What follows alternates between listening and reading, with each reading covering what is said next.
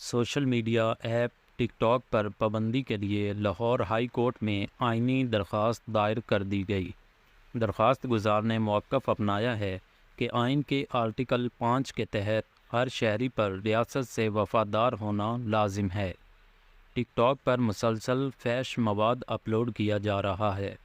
ٹک talk نے رواں سال کی پہلی سہ ماہی میں پاکستانی صارفین کی طرف سے اپلوڈ کی جانے والی 1,17,00,000 ویڈیوز کو کمیونٹی گائیڈ لائنز کی خلاف ورزی پر اپنی سائٹ سے ہٹا دیا۔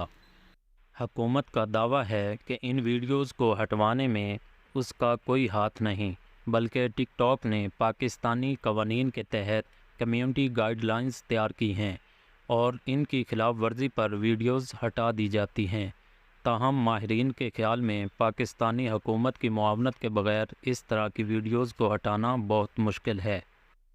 ایسی ویڈیوز جو ناظرین کے پاس پہنچنے سے پہلے ہی ہٹا دی گئیں، ان کی شرح 83% تھی، جبکہ 92% قابل اعتراض مواد والی ویڈیوز کو اشاعت کے ایک ہی دن میں ختم کر دیا گیا۔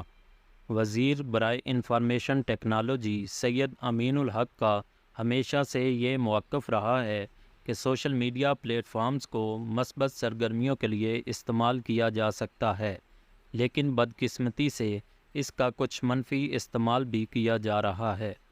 سید امین الحق کے مطابق ٹک ٹاک پر مختلف وجوہات کی بنا پر پاکستان میں 2 دفعہ پابندی لگائی گئی۔ اس کے بعد ٹک ٹاک کمپنی کے ذمہ داران سے ملاقات میں یہ بات واضح کی گئی۔ قومی سلامتی کے اداروں پہ دشنام طرازی، عدلیہ کی تحقیر، پاکستان کی معاشرتی اقدار کی خلاف مواد اور اسلامی روایات کے خلاف مواد ملکی قوانین کے مطابق غیر قانونی ہے۔